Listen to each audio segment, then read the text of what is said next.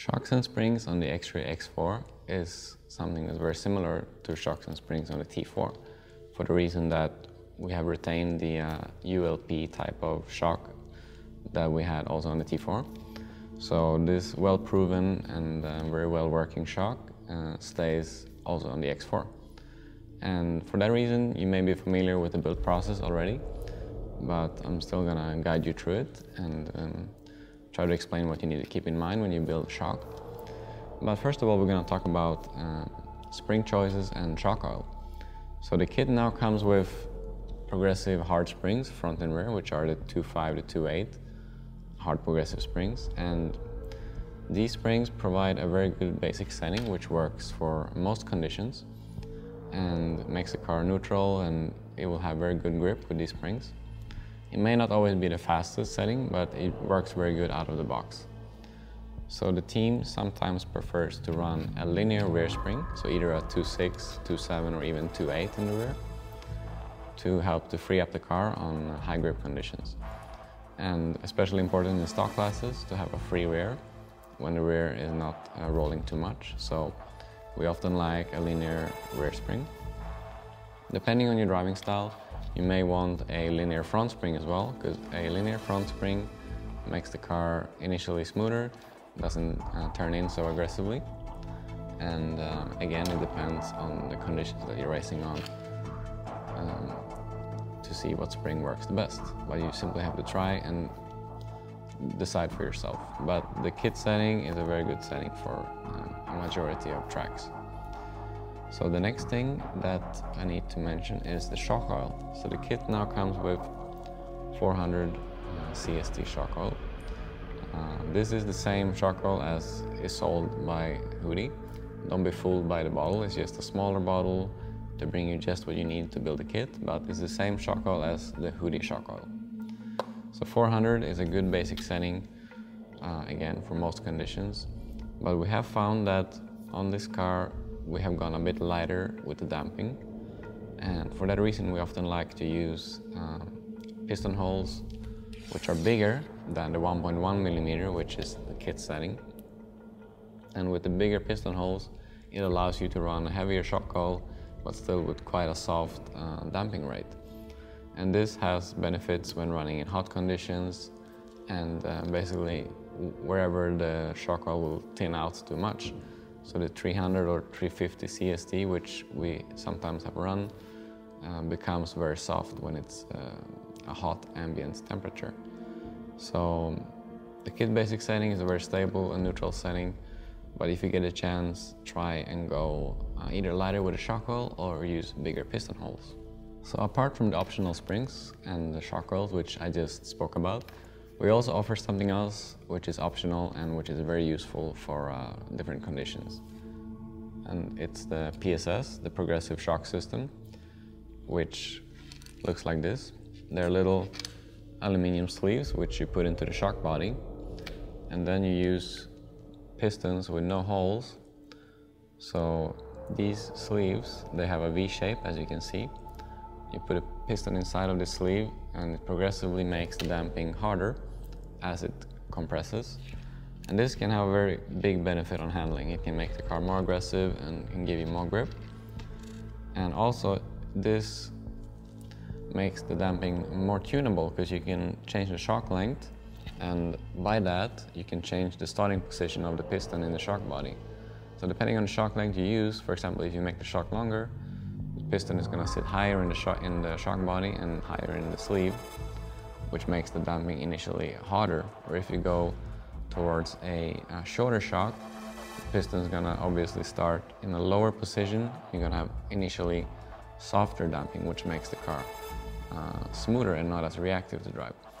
So what benefit does the PSS have? For example, if you add the PSS to your front shocks, it's going to keep the front end more level. It's not going to dive down as much of power. It's going to maintain better cornering speed, which is often useful for stock racing, but also for modified racing on higher grip conditions. Also, it can help to prevent traction rolling if you use PSS only in the front of the car. Sometimes we also used it in the rear of the car to improve forward traction, and to sort of lock in the car more in the middle of the corner. So PSS is a very nice tuning option and very popular among the team drivers. But let's move on to building one shock. So shock process is very important because we want to have best possible performance from the shock. First thing I do is I put these little E-clips onto the shock shaft. I do this against a flat surface, so I just push it into the board here so that it clicks onto the shaft. The next thing I do is I take one of the pistons, which I took off the plastic mold tree, and I check it for flashing. So you need to remove these little extra bits of plastic here that's left from the mold. Make sure that it's perfectly round and there's no excess plastic. Then we just stick this onto the shock shaft. And we put the top E-clip in place. For that we're gonna use a Hoodie long nose pliers. Click this into place. Okay, that's done. Next step is we're going to take the O-ring. I'm gonna put some silicone oil on the O-ring. I'm gonna soak this before we put it in the shock body. Take the shock body, put the O-ring inside. Take this little white seal here, the bottom seal below the O-ring. Put the bottom cap on here. Close this up. Then we're gonna take the nut which adjusts the preload. We're gonna again put a little bit of silicone oil on this O-ring before we install this on the shock body.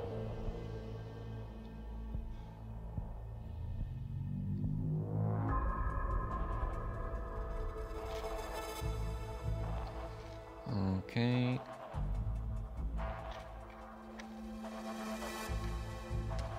And put this in place here. All done. Okay, and then we screw this ring or nut onto the shock body here. Get it done, and then we put a shock shaft through the shock body. Make sure there's a little bit of friction here, but not too much. It needs to be moving quite freely because the O-ring should not bind up the movement. Next step is that I take the multi-tool and I hold the shock body and I install the bottom ball cup onto the threads here. So this multi-tool works really great because it's 9 millimeters of width. So when you tighten the ball cap on here to the bottom, it means that the shock is the perfect length for the kit setting, which is 9 millimeters. And it's all done. We're then gonna install the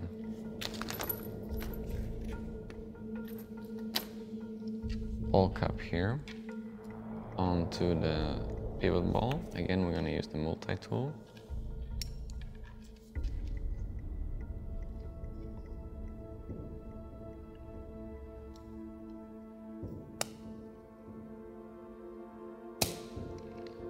Click that into place like that. And then we're gonna use the same tool to click the ball into the top cap. So we have both pivot balls installed here. The top pivot ball goes in from the shiny side of the top cap. So the shiny side towards the bottom of the ball.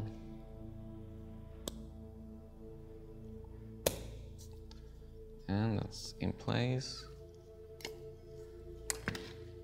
And then we can proceed to filling up the shock. Okay, so we're gonna use the Hoodie airbag tool for this procedure. We're gonna fill it up with shock oil. Fill it all the way to the top.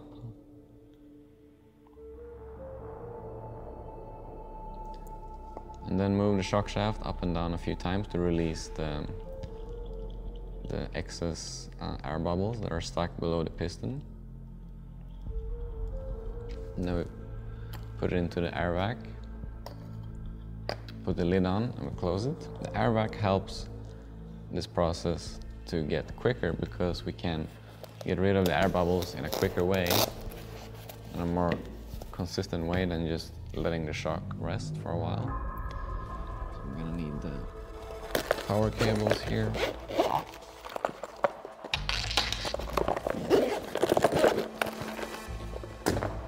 And we're gonna install these into the air vac. I'm just gonna hook this up to my 2-cell battery here, the same battery that I use for the car. You can use a 12-volt power supply, or you can use 2-cell battery. Also works great. Not as powerful, but it still works.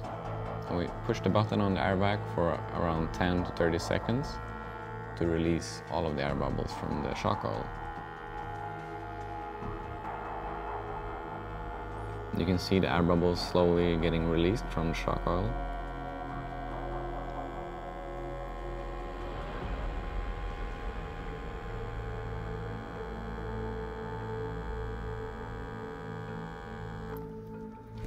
And we let this rest for a minute. Okay, I think that's all done. You can release the pressure from the air vac. You can open it up, or we can take the shock out. Okay. So what I do then is I make sure that the shock shaft is halfway in, not all the way down, not all the way in, halfway. And then I install the membrane, which I gently push into the shock body with a 2mm hex driver. Just push it into place to sort of make it sit in there, to get seated.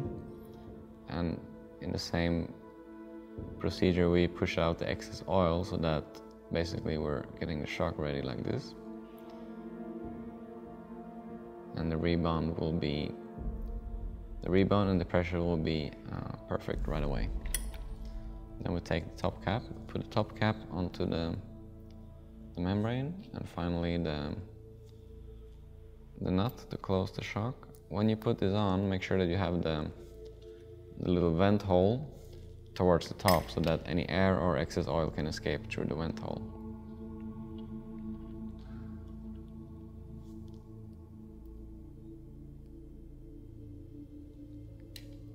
And that's it. We check that we have 0 rebound. We prefer to run the shocks with 0 rebound because it gives you the most consistent handling, and it will be the most forgiving over bumps as well.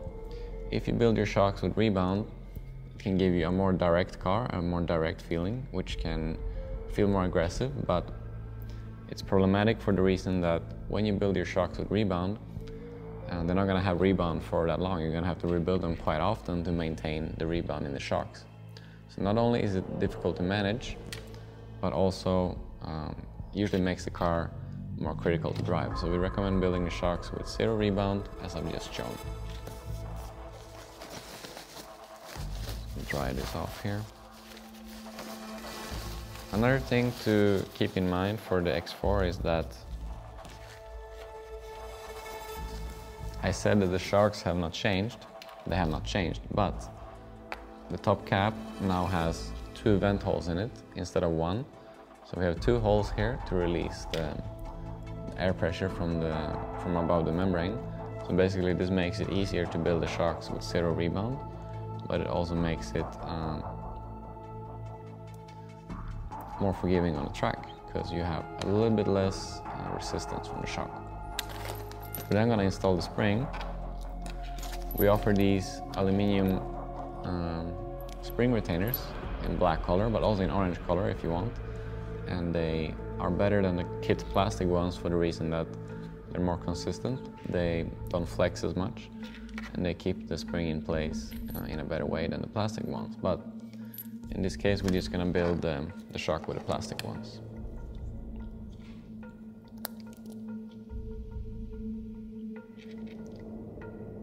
And that's it. I'm happy with that shock build.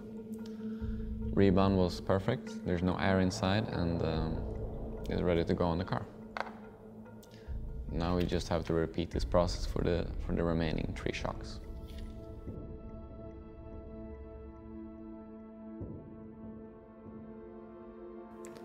Okay, so we have these shocks here assembled, which we're not going to put them on the car. That's the next step in the build progress.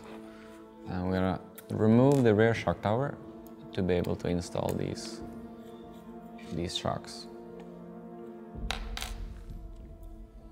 Makes it easier to reach the screw holes.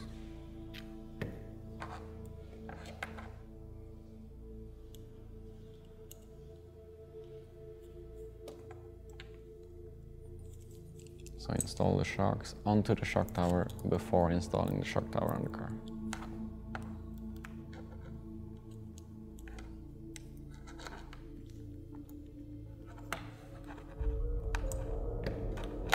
And those are fitted there. I'm going to put them on the car here.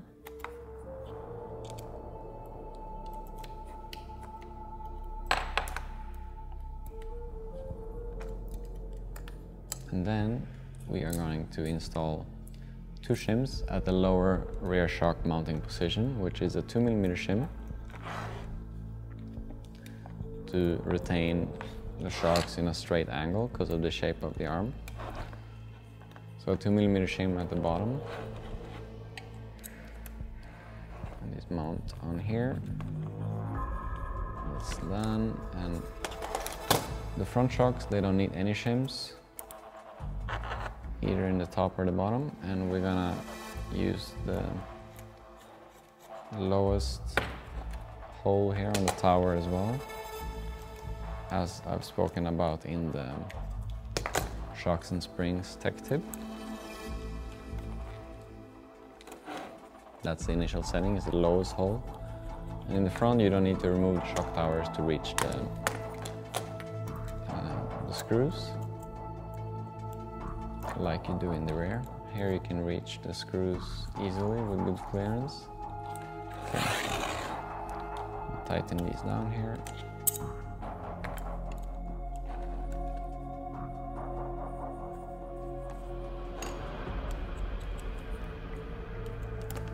And that's it, all the shocks are fitted onto the car and we can move on to the next step of the build.